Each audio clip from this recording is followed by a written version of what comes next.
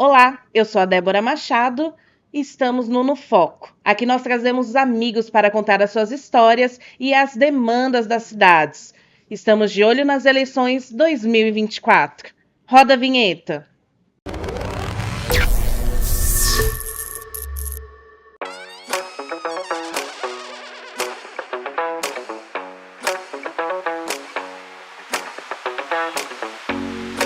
Olá, eu sou a Débora Machado e iremos iniciar mais um episódio de No Foco de olho nas eleições 2024. E hoje nós iremos debater sobre Ribeirão Pires com uma convidada especial. Muito bem-vinda, Fernanda Henrique. Obrigada, Débora. É um prazer estar aqui. É a segunda vez que eu venho aqui no Foco. É uma alegria estar aqui com vocês novamente. Agradecer o convite. E estamos aqui de cenário novo, né? É um prazer recebê-la. E hoje, na bancada, uma outra mulher. É um prazer recebê-la aqui e fazer essa entrevista com você. Gostaria de fazer a minha autodescrição para as pessoas com deficiência. Eu sou uma mulher negra, tenho cabelos cacheados até os ombros. Hoje eu estou com uma blusa preta e um blazer bege por cima e batom rosa. Gostaria de pedir para a nossa convidada fazer a sua autodescrição. Eu sou uma mulher preta, eu tenho os cabelos crespos, enrolados até a altura do ombro. Eu estou vestindo um conjunto lilás, eu estou com um blazer bege também, eu estou com um colar, e também com uma estrelinha vermelha do PT no peito. Exatamente. Fernanda, hoje gostaria de agradecer a sua presença num novo cenário, nessa nova estrutura, dizer que você é muito bem-vinda aqui, é um prazer recebê-la, fazer essa entrevista com você. Gostaria aqui de relembrar um pouquinho da sua história, você já nos contou, né? Mas você é nascida em Ribeirão Pires, há 37 anos mora, é atriz, é arte educadora, é presidenta do PT de Ribeirão Pires, é mãe da Catarina e da Maria Flor, é casada com o Tony Pedro, filha da Dona Cida, do senhor Juca, participa de várias ações, né, atividades na cidade, está lá na Associação de Cidadãos Artistas e do Coletivo de Presidentas do PT, lá da Macro ABC, é presidenta do Conselho Municipal de Políticas Culturais, integra o coletivo de teatro Feministas Pontos de Fiandeiras, foi influenciada pelo pai, que é sindicalista. Fernanda defende ativamente as melhorias lá na saúde pública e na cultura da cidade, propõe hoje um hospital público e apoio aos artistas locais. Em 2024, está aí com um novo desafio na cidade, está como candidata a vereadora lá, e eu gostaria de conversar um pouquinho sobre isso com você. Como que surgiu essa iniciativa, como que você decidiu ser candidata e como que está essa luta na cidade? Débora, primeiro que é bonito, né, ouvir a nossa história, né? Tava ouvindo aqui você falando, né, lendo aí sobre mim, e aí vem um filme, né, dessa trajetória, porque a nossa luta, a gente que é militante, a nossa luta não começa só no ano eleitoral. Exato. A nossa trajetória em defesa dos direitos, né, para os trabalhadores, direito das trabalhadoras e de toda uma população, ela começa muito antes, quando a gente se identifica com as demandas, como a gente percebe como que a gente precisa lutar. Então, eu estou candidata a vereadora, meu nome é Fernanda Henrique, meu número é 13013. Eu descobri, Débora, que candidato tem que falar sempre o nome, sobrenome e o número, em qualquer circunstância. E eu aceitei esse desafio por conta da ausência de representação na cidade. Hoje a gente tem apenas uma vereadora na Câmara que representa aí o Partido dos Trabalhadores e das Trabalhadoras, e a gente precisa ampliar essa nossa bancada. É necessário ter representação, mulheres pretas eleitas, para a gente trazer para o centro do debate o nosso ponto de vista, a nossa perspectiva. Isso é muito legal, Fernanda. Você sabe que quando eu me formei em psicologia, o meu TCC foi sobre mulheres nos espaços de poder. E aí, fazendo a pesquisa, além do dia a dia, de ser mulher, de também, né, fazer parte desses ambientes, já identificar o quanto é precário, o quanto a gente precisa de representações, eu fiz o meu estudo no período do golpe da Dilma, que foi um período muito duro para nós mulheres, né? De ver uma mulher que estava num espaço de poder sofrer tantos ataques, tanta perseguição, e de uma forma muito sexista e machista, né? Naquele período, com aqueles adesivos horríveis nos carros, de forma pejorativa, né? Que iam direto na imagem da mulher, acima de qualquer coisa. Não era sobre política só, era sobre a nossa existência nesses espaços, né? E foi uma coisa que me abalou muito. E nesse estudo tem um dado que é de 2019, mas que ainda é recente, infelizmente, que nós mulheres estamos há 100 anos atrás dos homens no quesito de conquistar os nossos espaços.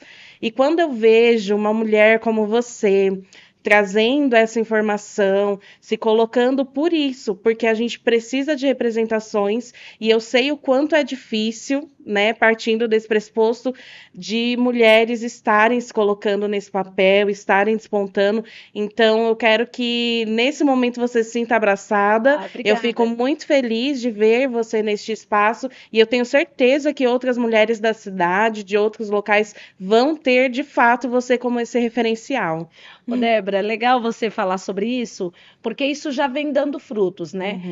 Assumir a presidência do PT numa cidade como Ribeirão Pires, né? Das 7 cidades do ABC, assim que eu assumi, né, da nossa macro ABC, na região do ABC, assim que eu assumi a presidência, eu percebi que na nossa região, das 7 cidades, 5 cidades tinha mulheres como vice-presidentas, que eu comecei a minha trajetória sendo vice-presidenta do PT. Sim. Então, por isso que a gente criou esse coletivo de vices, para que a gente pudesse perceber quais os espaços, né, inclusive dentro da nossa instância partidária, Sim. que as mulheres estão ocupando. Então, quando eu assumo a presidência, hoje eu sou a única mulher presidenta de um diretório na região de 7 cidades, uma região importantíssima para o PT nacional, né? Lula, nosso presidente, é da região do ABC, né, aqui de São Bernardo do Campo. Então, a grandiosidade da responsabilidade que o ABC tem perante a nossa organização, e não é por falta de mulheres, é por conta que as estruturas não permitem as mulheres chegarem. Exatamente. E aí o fato de eu estar presidenta do PT, participar e organizar esse coletivo de presidentas e vice-presidentas na região, todo esse movimento, agora no período eleitoral, eu estou muito orgulhosa de dizer isso, que em Ribeirão Pires a gente fez um movimento de valorização das mulheres, que a nossa chapa de vereadores e vereadoras hoje, nós somos em 6 mulheres e 3 homens. A cota de gênero em Ribeirão Pires ficou para os homens. Historicamente, a cota de gênero sempre é em relação às mulheres, né?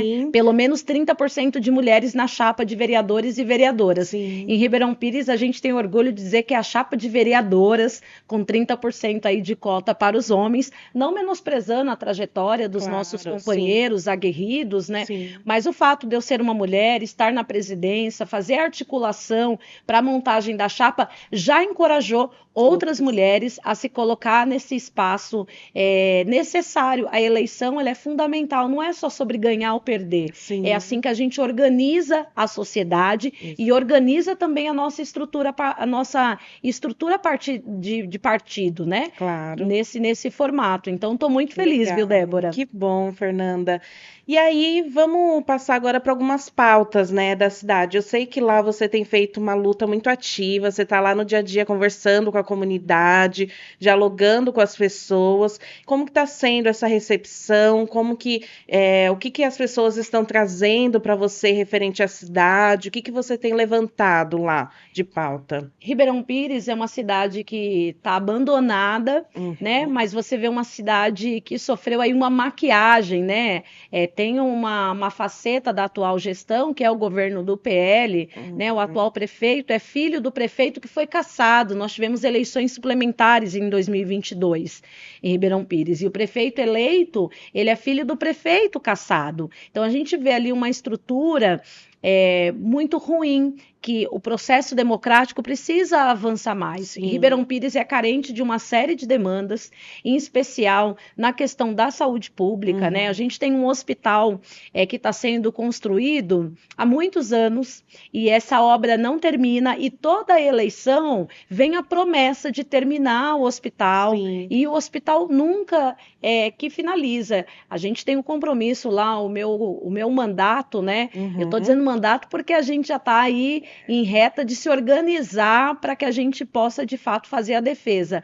A gente tem percebido a carência das pessoas. Nesse quesito, a gente só tem uma UPA na cidade, que é superlotado. Claro que isso também influencia na fila de exames, vacinas, né, na espera. Então, a sociedade vem clamando para que a saúde seja uma pauta, seja prioridade na cidade. Então, o nosso compromisso enquanto candidata é lutar para que esse hospital, enfim, saia do papel. Ribeirão Pires necessita de um outro hospital.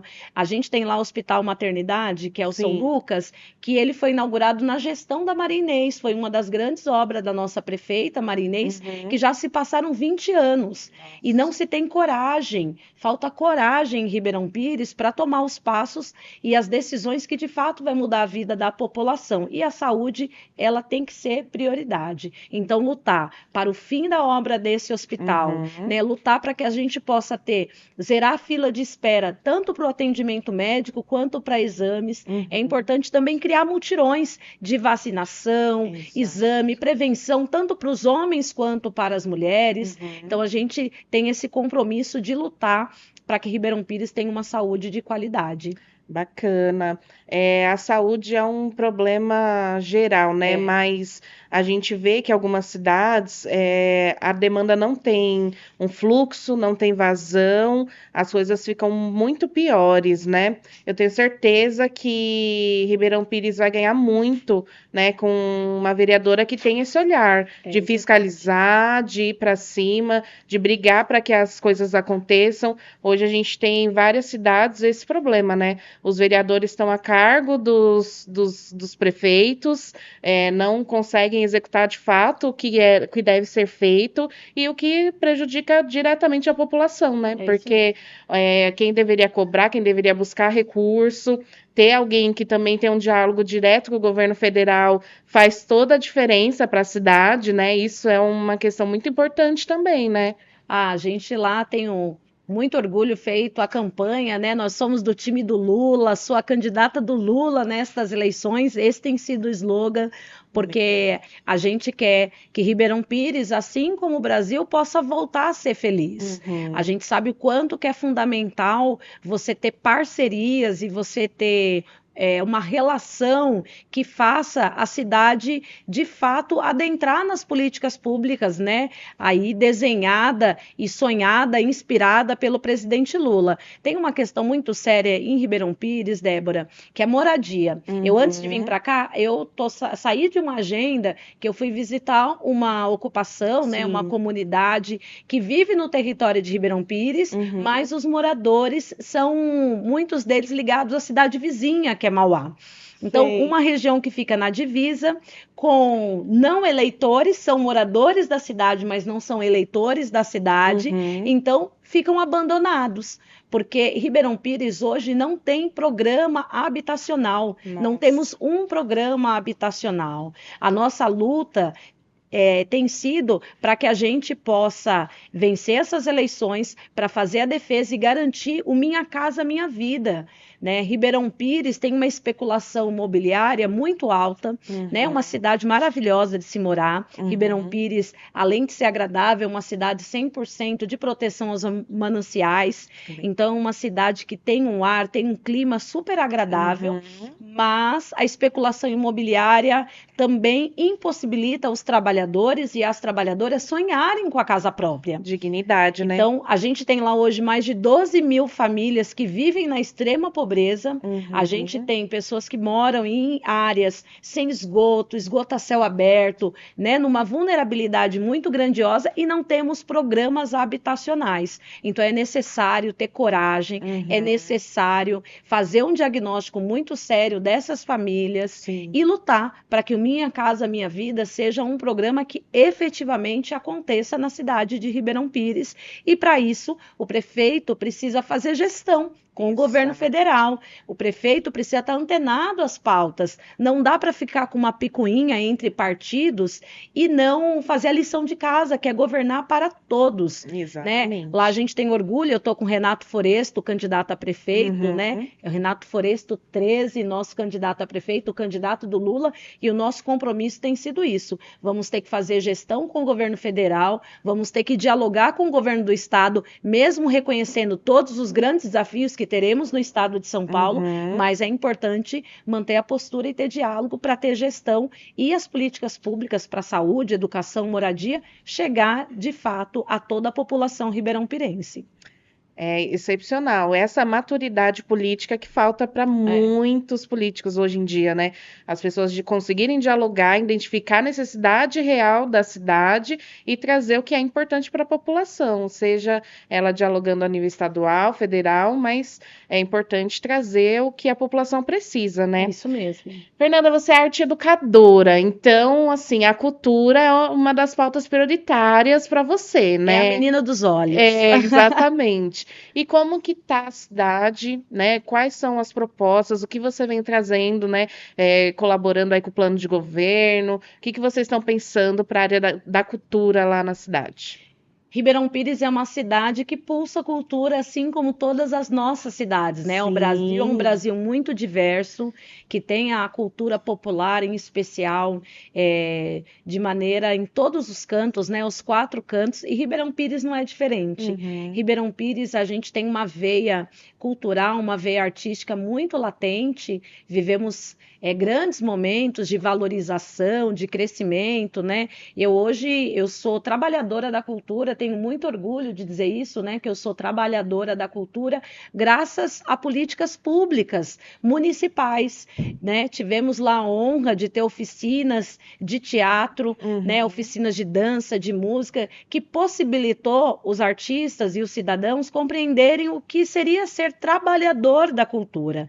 Então foi toda uma geração que há 20, 25 anos atrás, hoje a gente tem um leque de artistas lá que trabalham para fora, no Brasil inteiro, porque participou de um programa, né, uma política pública municipal de formação artística. Isso é fundamental. A gente tem feito a luta lá, né? Eu sou presidenta agora, licenciada do Conselho de Cultura, porque a gente tem uma ausência total da gestão no diálogo com os artistas. Os equipamentos culturais que tem na cidade, eles sofrem uma ausência grandiosa. Então, hoje, por exemplo, a gente não tem um teatro na cidade. Nossa. A gente utiliza lá um anfiteatro, que a gestão costuma dizer o teatro, eu sempre lembro, esse é um anfiteatro. Esse daqui não tem a estrutura, né? Não tem rotunda, não tem iluminação adequada. Então, os equipamentos, eles são todos sucateados, é centralizada. Hoje, as oficinas culturais, ela é centralizada na Escola Municipal de Artes lá. E é muito difícil centralizar, porque os bairros, que é onde a concentração da população, a população está nos bairros da cidade. E a gente tem pouquíssimas ações culturais descentralizadas. Então, o nosso debate, a nossa luta, primeiro, é para descentralizar as ações culturais, para que os bairros possam receber também, né, para que as crianças, os adolescentes, acessem arte e cultura no próprio bairro. Até porque Ribeirão Pires, o transporte público também é muito precário. É caro, demora, muitas vezes tem ruas que não passa, né? Você precisa caminhar até chegar num ponto. Uhum. Então, a nossa luta é primeiro para que se tenha a descentralização das ações, Sim. e além disso, né, Débora, uma cidade para sonhar com o futuro, ela precisa garantir o presente, né? Os trabalhadores da cultura hoje têm pouquíssimos meios de trabalhar na cidade, então a gente precisa valorizar, precisa criar políticas públicas de valorização para os artistas, para os trabalhadores da cultura, para que eles possam trabalhar, fazer a sua pesquisa, desenvolver os seus projetos na nossa cidade. Sim. Porque isso, além de gerar emprego e renda, também coloca Ribeirão Pires e os comércios e toda a população nesse giro. É uma teia, né? É uma teia, É uma exatamente. teia. É fundamental, assim, você estava falando, e eu estava lembrando que muito recente a gente teve garantido a Lei Paulo Gustavo num momento muito Fundamental. difícil, e que não veio porque o governo quis, ele veio por uma organização dos profissionais da cultura, né? Os artistas se juntaram e a gente viu a população também, a população ela pede, né, por cultura o tempo todo, é que nem você falou, a gente pulsa na cultura como um todo, e as pessoas apoiaram e vieram. Então essa organização ela é fundamental para fazer dar certo, né? As pessoas elas querem cultura, ela tem que ser descentralizada porque hoje a gente vive uma realidade muito cruel, né? Que as coisas acontecem tudo no centro. Exatamente. As pessoas não têm acesso, não conseguem chegar. Às vezes geralmente é tarde ou é muito cedo. Os horários, né? Que as pessoas elas trabalham, elas vivem, às vezes não batem. A gente tem as crianças que precisam desse acesso mais próximo das suas residências, porque os pais não têm possibilidade de levar, ela precisa ser pensada mesmo dessa forma, da forma que você está trazendo, que ela é fundamental para atingir quem realmente precisa ali na ponta. E a nossa preocupação tem sido isso, né? Cultura não é só evento, nem é, né? A cultura ela é muito mais ampla do que isso. Então, os editais de fomento, eles são fundamentais. Sim. Paulo Gustavo, agora a PNAB, né? Exato. É fundamental. E lá em Ribeirão Pires, essa implementação tanto da Paulo Gustavo como da Aldir Blanc, ela só foi possível pela organização da sociedade civil. Exato. Eu faço parte do Fórum de Cultura também, que a gente tem se organizado, feito a pressão, e a gente quer ir além, viu, Débora? Porque a gente tem ousadia e a gente tem coragem. A gente também quer lutar pelos 3% para a cultura. Legal. A gente acha que é fundamental, a gente acredita, é estatístico. 3% do orçamento municipal precisa ser investido em cultura. Exato. E Ribeirão Pires tem ficado... a gente ainda tem a alegria de ter eleito Lula presidente, o MINC ter voltado. As políticas públicas que têm acontecido na cidade de Ribeirão Pires, elas são graças ao governo federal. E a gente acredita e a gente vai lutar. O município também precisa investir em políticas públicas, por isso a nossa luta para que 3% do orçamento municipal vá para a cultura, para que junto com a PNAB, Paulo Gustavo e todas as leis de incentivo que o MINC implementar, a gente possa avançar ainda mais. Então a gente tem essa ousadia que a gente sabe que o que vem ainda é pouco, a gente precisa ampliar e garantir melhores estruturas e condições para os trabalhadores da cultura em Ribeirão Pires. Muito legal, Fernanda. Eu espero que as pessoas, né, olhem de fato para essas propostas, se identifiquem, aglomerem mais com vocês, venham fazer parte desse coletivo, dessas propostas, entendam a importância que essas pautas têm para a cidade, o quanto ela pode crescer, evoluir, ter um olhar mais humanizado para a população. E chegando já aqui ao final do nosso bate-papo, que foi muito rico, muito legal, eu queria pedir para você deixar uma mensagem, Fernanda, para as pessoas da cidade de Ribeirão Pires. Se eles pudessem estar te vendo, te ouvindo agora, todos eles, o que você gostaria de dizer para as pessoas da cidade? Eu gostaria primeiro agradecer aqui a oportunidade, viu, Débora, toda a equipe aqui do No Foco. Eu sou Fernanda Henrique, sou candidata a vereadora, o meu número é 13013 e eu tenho o compromisso de lutar para que Ribeirão Pires seja uma cidade ainda melhor, uma cidade mais democrática, mais participativa, uma cidade que seja justa e que seja para todos. Para isso, eu tenho o compromisso de lutar por moradia digna, pela ampliação e também dos ônibus, né? Porque a gente tem lá a carência. Eu tenho o compromisso de lutar e buscar a gratuidade do transporte público na cidade, porque a gente sabe que isso é uma questão muito séria. Eu gostaria muito também de ser eleita vereadora para que a gente possa, de fato, efetivamente, ser uma Ribeirão Pires antirracista. Para implementar essa agenda antirracista, precisamos eleger mais mulheres pretas na política. Eu gostaria que vocês me acompanhassem nas redes sociais, conhecessem minhas propostas. Eu tenho o desejo de ser eleita a vereadora que vai estar ao lado da população, com mandato, com modo petista de legislar. Vamos criar o conselho do mandato para que o nosso mandato seja a voz da população. Muito obrigada, Fernanda. Foi um prazer recebê-la. Quero deixar aqui já aberto o convite para as próximas vindas. É um prazer recebê-la aqui na No Foco. Obrigada. Eu não sei se ainda no processo eleitoral eu volto, mas eleita vereadora, eu volto aqui para fazer o diagnóstico do mandato. Vai ser um prazer recebê-la. E esse foi mais um episódio de No Foco, de olho nas eleições, direto de Ribeirão Pires. Para você que gosta do nosso conteúdo, se inscreva, curta e compartilha.